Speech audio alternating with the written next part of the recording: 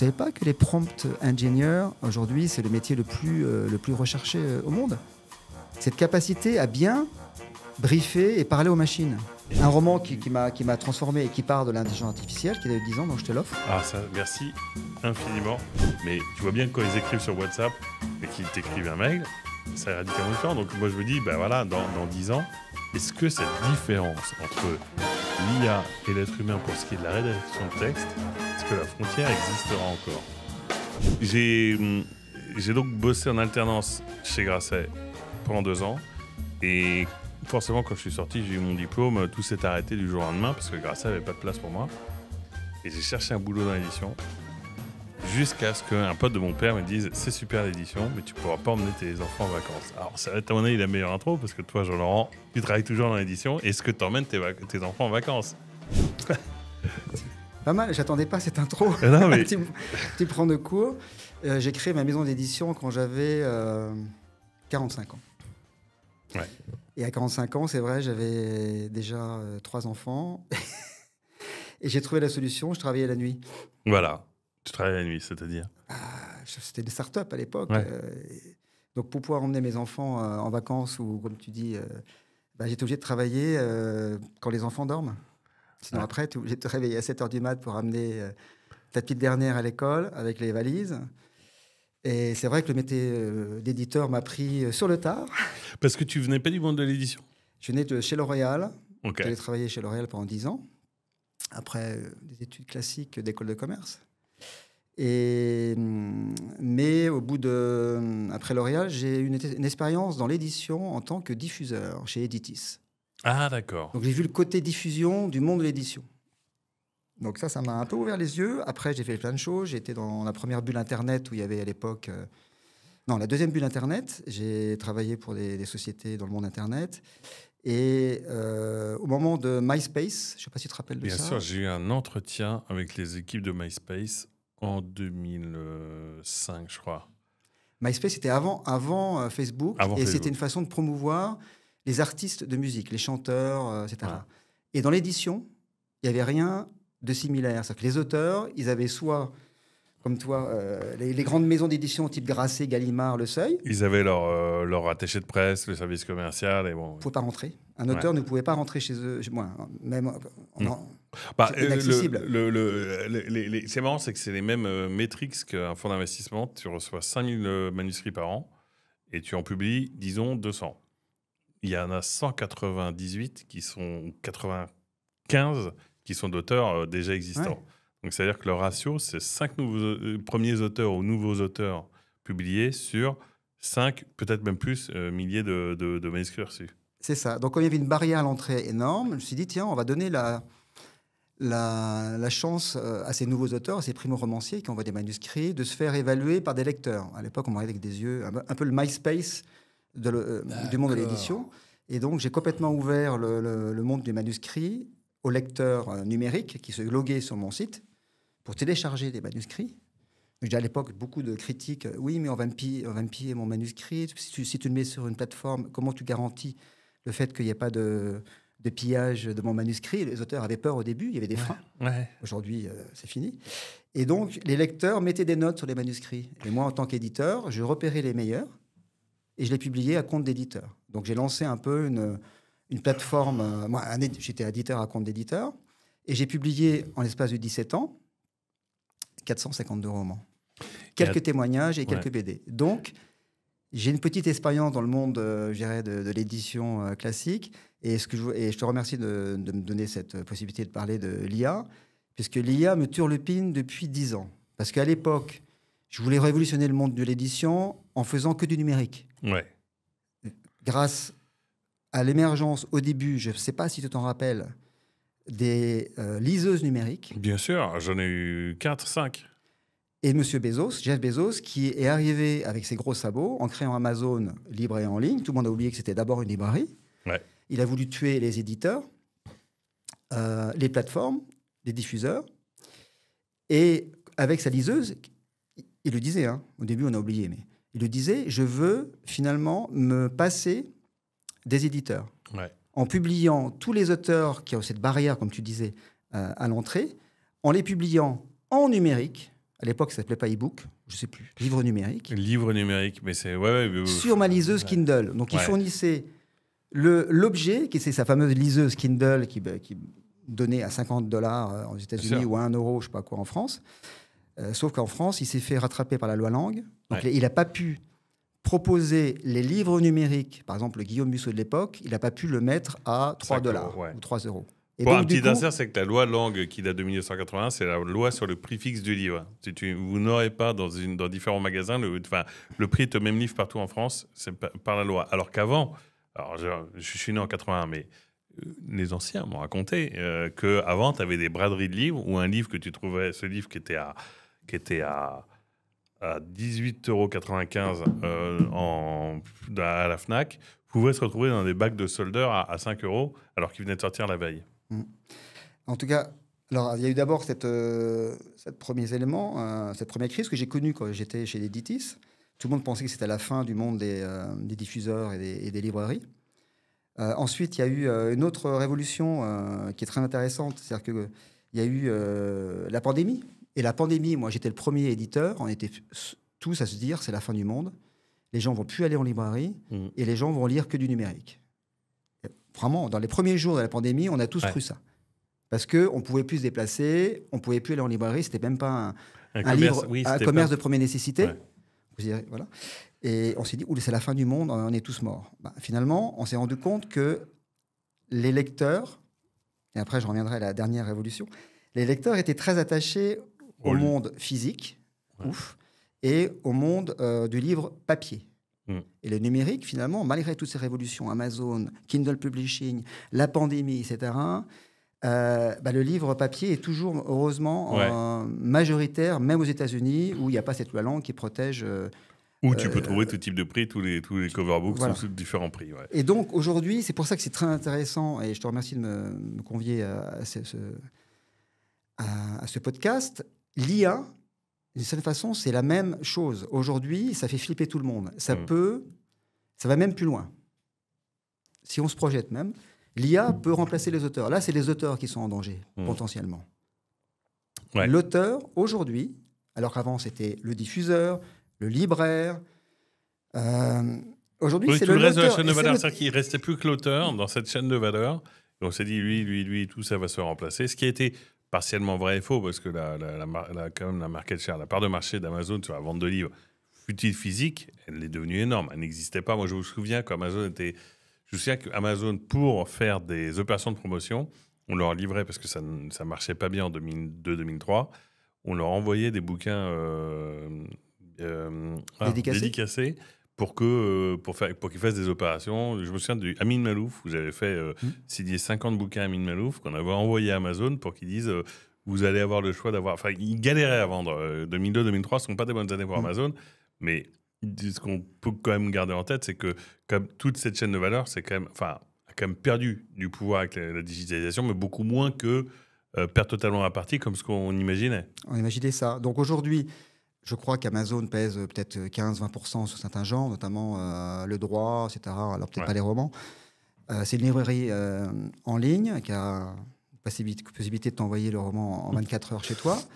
Donc, du coup, dans certaines régions, c'est très intéressant de ne pas aller en librairie. Il y a beaucoup de flemmards, malheureusement. Et aujourd'hui, l'IA, en fait, qu'est-ce qui se passe avec l'IA? C'est que moi, je suis permis d'amener ça, parce que je trouve que c'est assez significatif. C'est le classement des meilleures ventes. Ouais. C'est le Figaro littéraire qui fait ça depuis toujours. Toujours.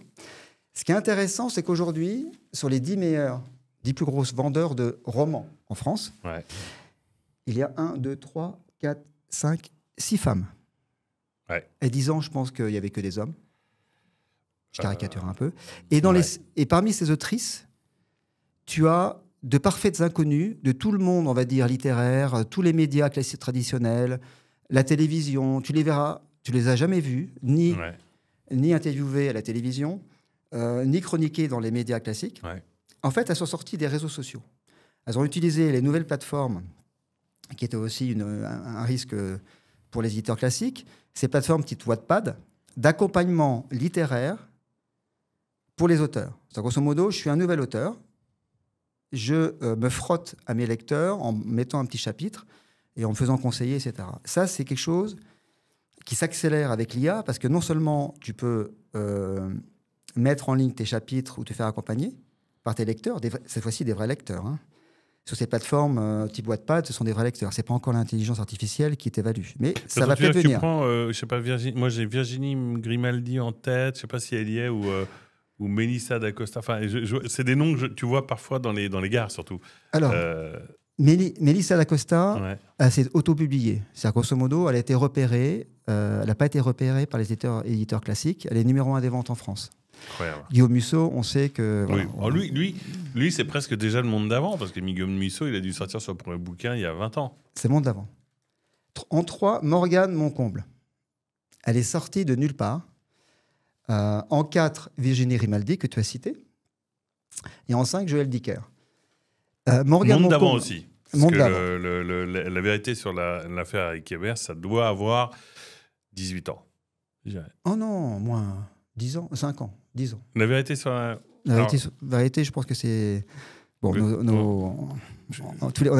mais bon, en tout cas, je crois qu'on va parler personal branding. Alors, Sarah Riverns, qui est une auteure algérienne, francophone, écrit en français, ainsi que Morgane Moncomble, sont des autrices de ce qu'on appelle la new romance, la romance. Donc, ce qui veut dire que les éditeurs classiques aujourd'hui n'ont pas vu l'arrivée de ces nouvelles autrices, n'ont pas réussi, sauf peut-être Hugo Publishing, que je connais bien, qui a lancé la New Romance en France, ils n'ont pas identifié ces nouvelles générations d'autrices qui écrivaient du roman sentimental, on va dire, élaboré. C'est pas le Harlequin que tout le monde a connu. Non, c'est entre Madeleine Chapsal et Harlequin, quelque part. Je sais pas si tu as lu du Madeleine Chapsal à l'époque, mais qui était déjà moqué comme étant de roman à l'eau de rose, mais qui cartonnait. Et d'ailleurs, c'est intéressant parce que, à mon avis, je pense qu'Harlequin est la première maison d'édition au monde qui, quelque part, a utilisé l'intelligence artificielle. Ouais. Il y avait des personnes qui écrivaient au kilomètre, des ouvrages qui étaient un peu formatés, tous les mêmes. Alors, au 3e chapitre, il se passe ça, au 5e, il se passe ça. Tout ce que l'intelligence artificielle, aujourd'hui, sait faire beaucoup plus rapidement. Donc, déjà, Harlequin, je pense que c'était déjà les prémices de l'intelligence artificielle. Mais ce que je veux dire par là, par rapport au Figaro, c'est que je pense que si les éditeurs classiques ne font pas attention à ce qui se passe dans l'intelligence artificielle, qui est l'objet de notre entrevue, il se peut très bien que dans 10 ans, tu aies ici, non pas des visages connus, mais de l'intelligence artificielle. Il n'est pas, après on va en discuter, il n'est pas exclu qu'une intelligence artificielle t'écrive un roman à succès qui soit acheté en très grand nombre par des centaines de milliers de personnes et que ça pose aucun problème. Aujourd'hui, tu dis, mais non, mais on connaît l'auteur, il va faire des signatures, des dédicaces, il est interviewé. Oui, mais non. Ah ouais. Oui, mais non. Pourquoi je te dis ça? Pourquoi je te dis ça? Parce qu'il y a plusieurs références. La référence littéraire. Ah, ça. Antoine Bello. Un certain Antoine Bello. Antoine Bello, il a écrit ce roman il y a 10 ans. C'est un auteur français, je crois qu'il vit aux États-Unis. Il est très proche des réseaux Internet. Bon, il connaît parfaitement ce qui se passe aux États-Unis, l'émergence de l'IA. Il a écrit ça en 2016, 2 ans avant que commence à parler de ChatGPT, et vraiment en avance de phase par rapport à l'intelligence artificielle. Ada, c'est une intelligence artificielle dont la mission est d'écrire un roman à l'eau de rose qui se vendra à plus de 100 000 exemplaires. D'accord. Je n'aurais pas dévoilé le pitch du roman qui est extraordinaire, donc je conseille à tout le monde de le lire. Jetez-vous, achetez. Moi, je pense à un de mes potes qui m'a présenté le classificateur. On en parlait juste avant d'enregistrer. C'est incroyable que ce soit il y a 10 ans. Et ce qui est surprenant, c'est que moi, grâce à toi, je l'ai relu. Bon, en version rapide. Ça n'a pas pris une ride. Et surtout, ça montre que l'intelligence artificielle, lui, il dit, bon, il y a 10 ans, l'intelligence artificielle peut écrire un roman de A à Z et de très bonne qualité. C'est ce qu'il dit. Mais ça va au-delà. Il a des échanges avec l'intelligence artificielle, un peu ce qu'on fait avec Siri. Donc en fait, le pitch, c'est quoi? C'est l'intelligence artificielle s'échappe de son créateur et un inspecteur est chargé d'aller la retrouver. Pas mal comme pitch, il y a 10 ans. Pas mal, ouais. Ça va tellement loin que tu te dis, mais ce qu'il raconte, en fait, c'est peut-être ce qui va nous arriver. c'est grosso modo, l'intelligence artificielle va non seulement créer son propre roman, mais va peut-être s'auto-promouvoir. C'est-à-dire qu'à un moment donné, dans le bouquin, je ne dis pas plus. Pourquoi je dis ça? Parce que là, c'est l'autre élément qui est extraordinaire dans le monde de l'édition qui se passe aujourd'hui. Ça, c'est le Nouvel Obs. Ça mérite quelques minutes. Tu m'excuseras, hein, mais je ne vais pas faire du tout la... Mais non, vas-y. Le prix Goncourt Hervé Letellier s'est mesuré à l'IA et le match a été à la fois surprenant et terrifiant. On voit ici Hervé Letellier, c'est quand même un concours. Il a de la bouteille et on voit, c'est un début de... Voilà, on se dit, mais c'est pas possible qu'un jour on achète de l'intelligence artificielle, un roman d'intelligence artificielle. Mais bon, je ne fais que... Alors bien sûr, il y a la notion de prompt qui est importante dans l'intelligence artificielle, même dans la littérature, et surtout dans la littérature. Ils ont voulu faire la même chose qu'en 1999, où Kasparov, tu te rappelles? Bien sûr, notre génération, on s'en rappelle. Big Blue. En 97 ou 98, oui, il a perdu contre Big Blue Sea ou l'intelligence d'IBM. Bonne réponse. Et contre toute attente, Kasparov avait perdu. Et c'était en 99, donc il y a un siècle. C'était un choc. Un peu comme le jeu de Go de Google, mais il y a peut-être 10 ans. On se disait, non, le jeu de Go, c'est pas possible. Mais ça avait été un choc de se dire, Kasparov perd contre un ordinateur. Et donc là, le choc, c'est le suivant. Ils ont le même prompt. Donc tu donnes à Hervé Letellier le même prompt, que je ne vais pas lire, on n'a pas le temps. Et tu donnes à la machine, là, c'est dans ce cas-là, c'était ChatGPT, le même prompt. Et que le meilleur gagne. 3000 signes. C'est Hervé Letellier qui le dit lui-même. Oh la vache, c'est bluffant. Quelle n'a pas été notre stupeur et notre consternation lorsque nous avons découvert que l'IA avait fait au moins jeu égal avec Letellier. Donc aujourd'hui,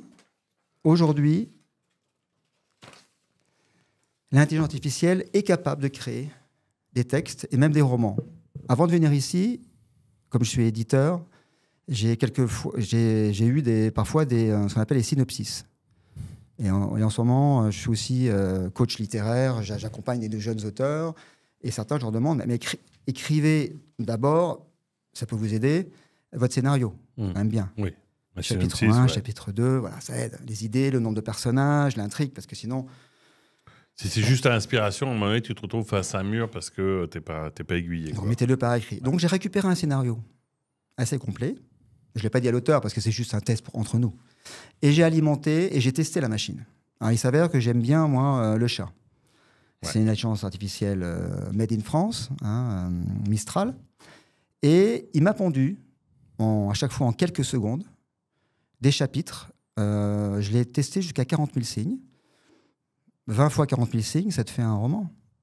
Alors après, évidemment, tu as le roman complet en... Alors il faut avoir fait le prompt. Il faut avoir fait créer le scénario. Ouais. On est d'accord.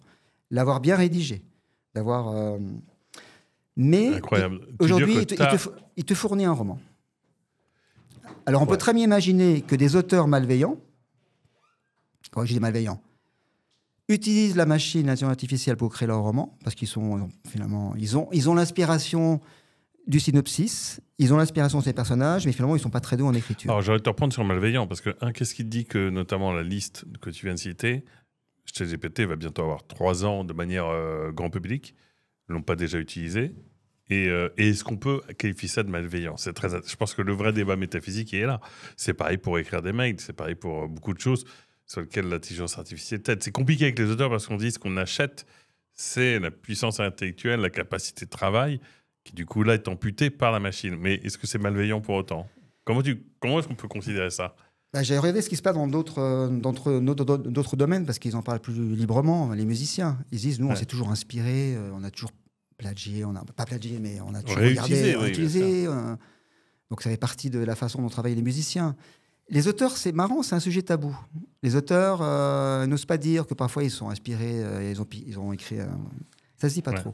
Et je pense que c'est une erreur. Je pense qu'aujourd'hui, si les auteurs veulent empêcher qu'à terme, l'intelligence artificielle puisse les remplacer en romance, en science-fiction, dans tous les genres où l'intelligence artificielle peut vraiment les copier, même mieux qu'eux, parce que là, l'intelligence artificielle, elle sait comment créer un bon roman, même de dark romance, tu vois, même ces nouveaux genres qui émergent, et même peut-être meilleurs qu'eux, et même plus facilement, plus rapidement. Et du coup, tu as une offre pléthorique qui peut arriver demain matin sur le marché. Donc, il y a deux façons de lutter contre ça. Moi, je dirais, les auteurs connus pourraient faire comme les scénaristes aux États-Unis. Ils ont fait une grève en disant il faut que l'intelligence artificielle, qui est une aide, même pour nous, soit contrôlée. Ne nous remplace pas et soit contrôlée. Donc, on veut que notre environnement légifère là-dessus. Il y a eu un début dans la musicien, ça c'est ma fille qui m'a dit oui, papa, mais tu sais, il y a 200 artistes qui se sont révoltés et qui ont commencé à dire il faut que l'intelligence artificielle soit contrôlée. Parce qu'on nous pique nos voix, on nous pique nos mélodies, et il faut help. Ouais. Et donc tout ça arrive, et donc je crois que c'est la première des choses. Ça sera peut-être les auteurs qui se révoltent, mais disons, le danger pour moi, pour les auteurs, c'est l'intelligence artificielle, plus qu'autre chose. Ouais. Et deux, ce que je pense qu'il pourrait aussi être fait, c'est que les propres éditeurs, dont je fais partie, mais moi je suis tout petit, j'ai publié que quelques centaines de romans, et je ne publie pas les auteurs abaisse, exigent qu'il y ait une transparence et qu'eux-mêmes essayent de maîtriser leur flux de manuscrits et essayent toujours de publier, en tout cas s'ils voient qu'un auteur s'est fait énormément aider par l'intelligence artificielle, qu'à un moment donné, les éditeurs soient transparents avec les lecteurs. C'est grosso modo, si un auteur s'est fait aider un petit peu par l'intelligence artificielle, ce qui peut arriver, parce que c'est vrai que ça résout quand même le problème de la page blanche. Il n'y a plus de syndrome de la page blanche que chaque auteur a connu un jour. Et moi, je peux te dire, ayant quand même trié en 17 ans, je crois que j'ai pu trier 50 000 manuscrits d'auteurs inconnus. J'en ai publié 400. Certains auteurs m'ont dit qu'ils avaient mis 1 an à écrire leur texte de 400 000 signes, ou 500 000, ou 800 000. 1 an de travail. Et donc, ce qui est fou, c'est d'imaginer qu'aujourd'hui, si tu fais un bon prompt, si tu es un auteur un peu pas paresseux, si tu es un auteur... Attendez, je ne suis pas du tout en train de critiquer les auteurs ici, c'est mon métier, j'adore les auteurs. Mais si tu es un auteur avec peu de talent, peu de temps, peu de moyens, avec quelques idées intéressantes, aujourd'hui, tu ponds un texte en 10 minutes. Tu l'envoies demain matin à un éditeur. Si l'éditeur ne fait pas son travail est-ce que cet auteur on a vraiment dans le coffre, est-ce que c'est vraiment lui qui l'a pondu, etc. On peut arriver à terme à avoir une production éditoriale entre guillemets polluée par l'IA. Donc moi, ce que j'aimerais que la profession puisse arriver comme négociation, c'est que l'IA n'est pas un concurrent, mais au moins que les choses soient claires. Si demain il y a des romans publiés par l'IA, qu'on le sache. S'il y a des auteurs qui ont été extrêmement influencés par l'IA, qu'on le sache aussi. Et à côté, les auteurs traditionnels.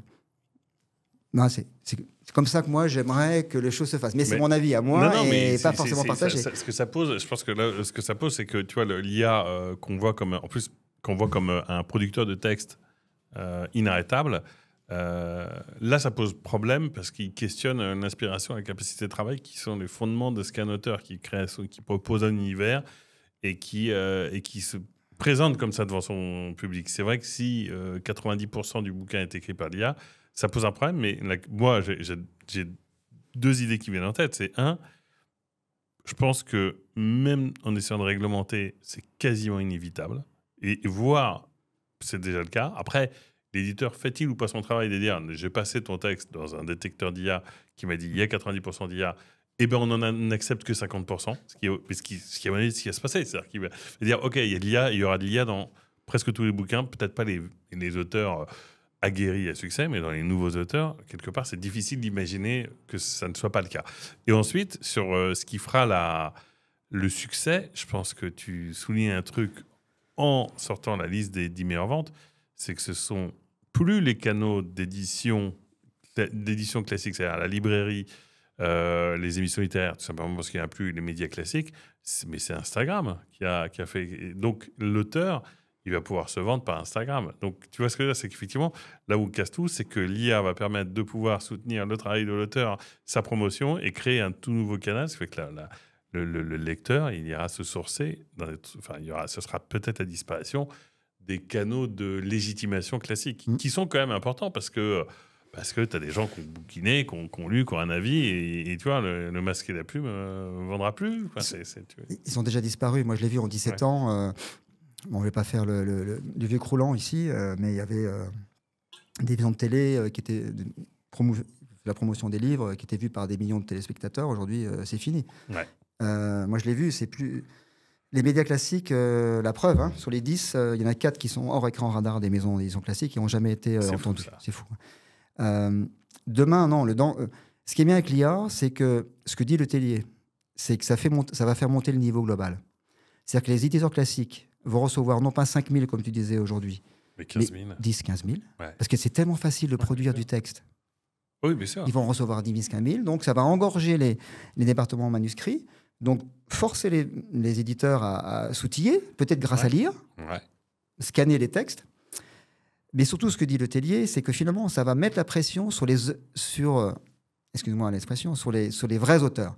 Ouais. Ceux qui ont une ambition, ceux qui ont travaillé toute leur vie, ceux qui ont une richesse et une capacité à te transporter, à construire on parle ici de romans, hein, principalement, hein, parce que je ne vais pas parler d'autres domaines. Bon, voilà. Pour le coup, les documents, et là c'est presque, comment dire, c'est presque évident. C'est un autre sujet, parce qu'on ne parle pas d'imagination. Voilà, on parle de capacité de travail, c'est vrai que de produire un document, une enquête, et de mettre tous ces éléments d'enquête et dire à l'IA, réécris-la-moi plutôt bien, ça pose moins de problèmes que de dire je te délègue mon imagination, c'est comme ce pourquoi tu es censé être reconnu. Et je te transporte dans une histoire qui est en général pas si courte que ça. En général, les romans, ils font 400 pages en France. Hein.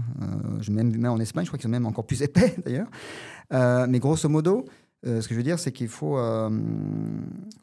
j'ai perdu le fil de nos conversations. Non, ce que dit Le Tellier, et ça, je crois qu'en plus, ça résonne avec ce qu'on voit partout, même dans on va dire, le business traditionnel, c'est que ne s'en sortiront que les meilleurs. Ce que j'imagine que tu voulais dire, c'est qu'il y a un engorgement, parce que tout le monde va se mettre à envoyer à Grasset 10 fois plus de manuscrits en disant ils m'ont refusé tous ceux que j'avais écrits moi, ils ne me refuseront pas ceux que j'ai promptés.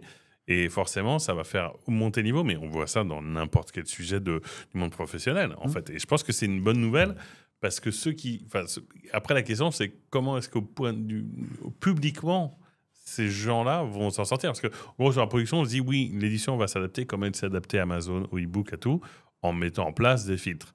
En revanche, les lecteurs, si maintenant, on parlait de la diffusion se fait par Instagram, est-ce que là-dessus, on peut avoir la main ?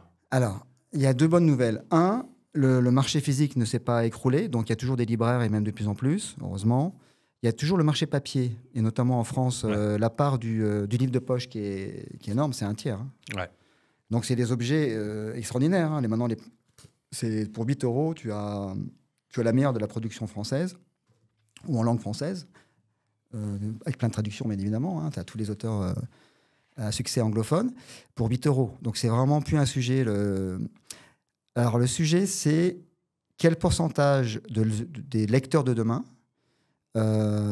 liront des romans édités par l'IA, faits exclusivement par l'IA, en toute connaissance de cause. Aujourd'hui, tu trouves des romans écrits 100% par l'IA, et tu vois d'ailleurs IA / le nom de la machine, ou peu importe, mais c'est 1 €, $1, $2. Le jour viendra où tu auras sans doute des lecteurs prêts à acheter des livres à 18 € écrits par l'IA, peut-être, ou 15 € ou 3 €.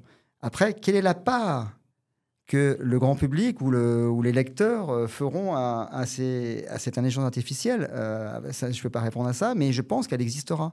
Parce que quelque part, un très bon roman écrit par l'IA, qui fait un buzz, c'est le mot que tu utilisais avant, je crois que tout le monde utilise. On le dit encore. Un good buzz, et non pas un bad buzz, d'un roman génial écrit par la machine, tu te dis, mais je vais l'acheter, je vais le lire. Je ne le verrai jamais en vrai, mais je vais l'acheter. Un bon roman écrit par l'IA est pas mieux qu'un roman pourri écrit par un auteur c'est ce que dit Le Tellier. Le Tellier dit, aujourd'hui, l'intelligence artificielle écrit mieux que beaucoup des auteurs publiés tous les ans. C'est pas moi qui le dis, c'est le Goncourt. Hein. Il dit aujourd'hui, l'IA, donc c'est ce qu'on revenait tout à l'heure à dire, c'est que si les éditeurs se structurent pour mieux filtrer ou bien filtrer leur contenu, je pense que l'IA va faire monter le niveau de l'édition. Le niveau de l'édition, en ayant l'obligation quand même de détecter, entre guillemets, les vrais francs-tireurs. Et les francs-tireurs, il faut quand même... Il faut quand même savoir les gérer. Mais sauf que Comme celui qui fait du plagiat, il faut quand même l'écarter. Oui, mais alors, comment est-ce qu'on gère le fait ça, je comprends, en fait, c'est une bonne nouvelle dans le sens où, pour peu qu'elles sachent filtrer, elles vont potentiellement améliorer la production marginale, c'est toujours subjectif, on va dire de manière semi-objective, améliorer la qualité marginale de leur livre. Mais quid du taux d'auto-édition des auteurs, puisque ce que tu disais sur le classement, il y en a 2 ou 3 sur 10 qui sont autopubliés. Qui étaient autopubliés, et ça, c'est pour ça que c'est bien. Il faut que l'édition classique continue à avoir ce rôle, finalement. Alors là, c'était un peu tardif. Ils ont été repérés par des éditeurs classiques. Ils sont re-rentrés dans le cercle. Après le système auto-édition, peut-être numérique total, ils sont fait repérer par un éditeur classique. C'est un peu, d'ailleurs, les histoires sur Wattpad. Souvent, c'était numérique. Et puis, c'est des gros éditeurs, des gros labels qui repèrent ces autrices ou ces auteurs de talent et qui leur fournissent la possibilité d'être édités en papier et ensuite traduits dans le monde entier. Donc, c'est rassurant. Et quelque part, s'il y a toujours ces éditeurs qui jouent leur rôle, finalement, même s'ils ont loupé la marche de l'IA, mais qui repèrent quand même des phénomènes intéressants d'IA et l'assumer dans leur propre catalogue en disant, nous, on a un catalogue d'IA, je ne vois pas le problème. Tu vois, le problème, en fait, il y a un problème. Et j'entends déjà les hurlements des auteurs qui nous entendent. C'est le copyright et la valeur et le droit d'auteur. Qui tu rémunères si c'est fait par la machine? Et qui faut-il rémunérer? Est-ce qu'il faut rémunérer ChatGPT pour sa généreuse contribution à hauteur de 95% du manuscrit? Alors, ma fille, tu dis, on est souvent aidés par nos enfants qui sont, eux, complètement à l'aise dans tous ces... Mais ni papa, mais tu comprends rien. Tu vas rémunérer, toi, en tant qu'éditeur, le prompt, l'équivalent du prompt engineer. Tu ne savais pas que les prompt engineers, aujourd'hui, c'est le métier le plus recherché au monde? Cette capacité à bien briefer et parler aux machines. Donc demain, tu peux très bien imaginer que tu rémunères celui qui a bien... Ce que j'ai fait d'ailleurs hier, avant de venir te voir. J'ai briefé une machine et finalement, c'est parce que j'ai bien briefé la machine, que je l'ai bien suivi, que j'ai pu créer un roman. Donc c'est moi, en tant que prompt auteur ou prompt écrivain, qui doit être rémunéré. Donc peut-être que l'intelligence artificielle, bien sûr, elle va supprimer un certain nombre, pas supprimer, elle va mettre en péril pas mal de métiers dans l'édition. Les correcteurs, c'est un peu plus compliqué. Les traducteurs, c'est chaud. Toutes les personnes qui créent des maquettes et des couvertures, n'en parlons pas. Pour l'instant, c'est pas très... Il y a toujours ce métier-là, mais peut-être que demain, il y aura moins de... Voilà, ça sera généré automatiquement par l'IA. Mais il y aura peut-être des nouveaux métiers. Et ce sera peut-être un des nouveaux métiers, le prompt écrivain. Et c'est lui qu'on rémunérera. Alors, le souci, c'est le suivant. Je connais très bien le sujet. Combien on va le rémunérer? Un roman à 20 €, combien tu vas rémunérer le prompt auteur? Aujourd'hui, un auteur, ceux que j'ai montrés tout à l'heure, ils sont en moyenne entre 10 et 12%. Certains à 15% du prix de valeur du livre. Donc, si tu vends un roman à 20 €, tu touches à 2,50 €, etc. Ouais. C'est entre 1 et 2,50 €. Quoi. Donc, c'est ça le risque que je vois principalement de l'IA, c'est que grosso modo, ça déshumanise pas mal de métiers. Donc, c'est plus l'humain qui fait les couvertures, c'est plus l'humain qui fait les corrections, c'est plus l'humain qui fait la traduction. Donc, tu déshumanises un certain nombre de métiers qui existent dans l'édition. Et 2, comme tu rémunères plus personne, plus d'auteurs, tu vas rémunérer des machines et tu vas peut-être rémunérer finalement ce qu'on appelle des maisons technologiques, le futur Amazon, qui lui va dire je lance que des romans faits par l'IA, auto-générés par l'IA, auto-évalués par l'IA et exclusivement par l'IA. Et vendus à 3 €. Et meilleurs que les romans à 15. Donc en fait, qu'est-ce que tu fais? 1, tu déshumanises. 2, tu n'es pas sûr de générer de la qualité, ou peut-être, tu as peut-être de la bonne qualité. Et en 3, tu as mis en péril tout un système où les auteurs, les hommes, les femmes se rémunèrent, sachant déjà que ce métier de création dans le monde littéraire, on le sait, même aux États-Unis, ça ne fait pas vivre des centaines de milliers de personnes. Il n'y a pas des milliers d'auteurs en France qui vivent de leur plume. Donc, quelque part, ces quelques milliers de personnes qui vivent de leur plume parce qu'ils sont rémunérés justement à 10% en moyenne de droits d'auteur, tu as tout un pan qui va être créé par l'intelligence artificielle où tu vas rémunérer qui? À combien? À 2%? 1%? 3%? Donc, c'est à la fois la déshumanisation, le risque, et 2, l'appauvrissement, et finalement, l'appauvrissement général de tous ces métiers. De ces métiers. Mais je crois que quelque part, la réponse, elle sera apportée par le public. Parce que le public qui finira par vivre avec l'IA, comment est-ce qu'il va réagir d'ici quelques années, voire quelques mois, parce que ça va aller très vite, au fait de partir du principe que ces bouquins sont écrits par l'IA? Est-ce qu'il s'en fout ou pas? Parce que, au fond, c'est un peu ça qui est le juge de paix ou le juge de guerre. C'est dire, on sait que ces bouquins sont écrits par l'IA, mais moi, en tant que lecteur, ça me plaît plus ou autant que celui d'un vrai auteur, et je m'en fous un peu de l'économie qui est derrière. Je pense que c'est le reflet de pas mal des transformations qui sont liées à l'IA. Il y a une plateforme, alors pour l'instant, elle est qu'en langue, je crois, allemande, une plateforme allemande. Donc, j'ai oublié le nom, mais ça va me revenir. Je fais de mes petites notes à l'ancienne. Hein. Inkit, I-N-K-I-2-T. Ils publient des... Alors, c'est pas clair sur leur site, mais on sent que c'est des romans publiés et créés par l'IA. Le jour où tu as un gros faiseur qui arrive en France, un Amazon au niveau mondial qui te fait ça, effectivement, moi, j'ai hâte de voir comment le public va réagir. Parce que la meilleure façon de savoir jusqu'où ça peut aller, c'est que ça existe. Ben oui.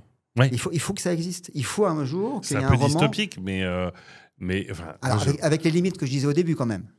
Il faut qu'on dise c'est l'IA qui a généré. Qu'il n'y ait pas un pseudo derrière. On fait croire que c'est un homme ou une femme.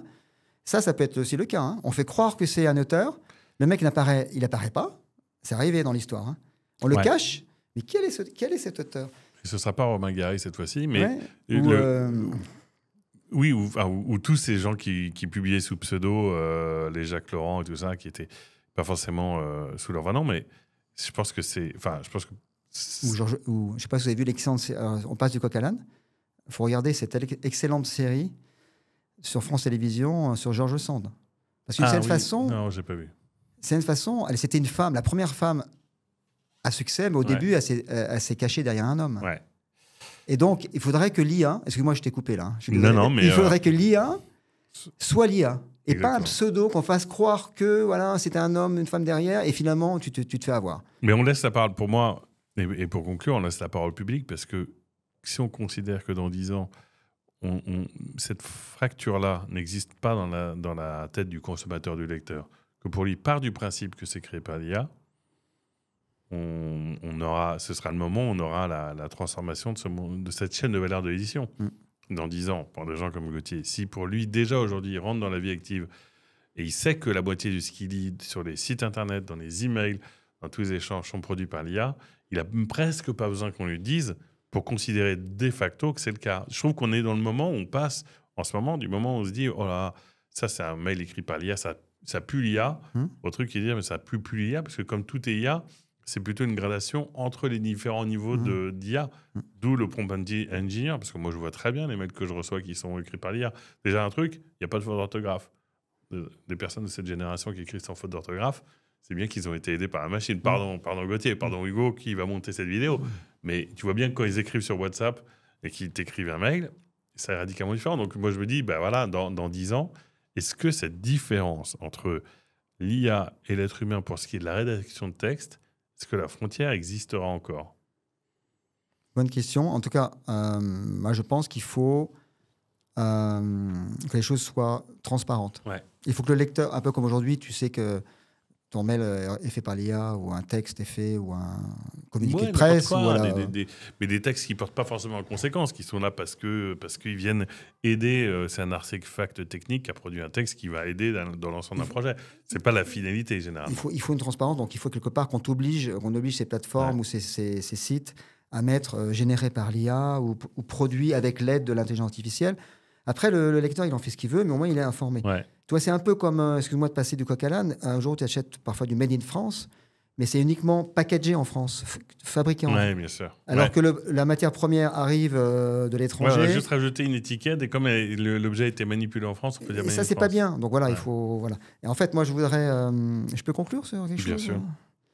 C'est qu'en fait, j'étais assez bluffé. Donc, je l'ai fait à l'ancienne, cette préparation d'interview. J'ai pris mes propres sources. Papier, du papier. Un roman qui m'a transformé et qui part de l'intelligence artificielle, qui a 10 ans, donc je te l'offre. Ah, ça, merci infiniment. En plus, je vais dire un truc. Moi, j'adore le bouquin de printemps. Alors, le printemps a un peu tardé cette année à Barcelone, et j'ai tous les ans un bouquin de printemps. Et bien, cette année, ce sera Antoine Bello, Ada, et se retrouver avec Antoine Bello. J'ai un roman d'hiver pour toi. Eh ben, voilà. Est-ce que tu es breton? Je suis normand. Bon. Alors, de Mont-Saint-Michel mis à part. C'est de ma collection Les Nouveaux Auteurs, une femme commandant de police, et elle a écrit un excellent polar teinté de fantastique que je crois l'IA aura du mal à faire aujourd'hui, mais bon, peut-être demain, dans 15 jours, l'IA sera-t-elle capable de le faire. Voilà. En tout cas, elle ne s'appellera pas Nelly Genot. Et ce que je voulais dire, voilà, donc j'ai préparé à l'ancienne, et tu sais ce que j'ai fait ce matin, avant de venir te voir, je me suis dit, ah tiens, comme je sais à peu près les thématiques qu'il faut créer, la menace pour les auteurs, les éditeurs, comment réagir face à l'IA, jusqu'où peut aller l'IA, vu ce que dit l'hôtelier, etc., j'ai fait un prompt à l'intelligence artificielle, au chat. Un prompt de, je sais pas, une vingtaine de lignes. Et j'ai dit, fais-moi 20 questions, 20 réponses, en total de 40 000 signes. J'ai dit qui j'étais, 17 ans d'expérience dans l'édition, voilà ce que j'ai fait, machin. Donc je l'ai briefé. Et j'ai appuyé sur le bouton. J'ai failli venir te dire, je viens plus, je t'envoie les questions-réponses, qu'il a fait les réponses à ta place. Il a fait les questions à ta place. Il a fait les réponses. Il a fait l'intro et la conclusion. En plus, je lui avais dit, fais-le avec un petit peu d'humour et de dérision. Chose que je n'ai pas réussi à faire là. J'ai pas été trop rentre dedans. D'habitude, je suis un peu plus... Mais le sujet est peut-être un peu trop grave pour ça. Ouais, parce que si jamais il y a un éditeur, un collègue qui m'écoute et dit, oh, mais Jean-Laurent, tu t'es lâché là. Donc, j'étais très calme. Mais l'intelligence artificielle à qui j'avais demandé de mettre un peu d'humour et de dérision, tu vas pas me croire. Il l'a fait. Ah ouais. Et j'ai rigolé. Je dis, mais ouais, c'est exactement moi.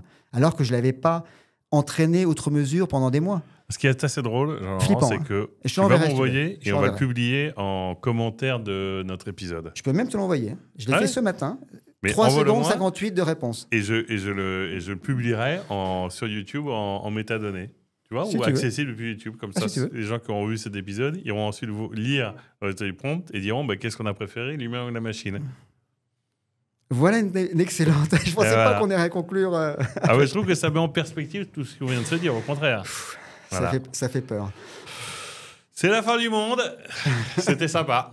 Merci pour le temps que tu m'as consacré. À la prochaine. Dans 10 ans. Dans 10 ans. Wow, ouais.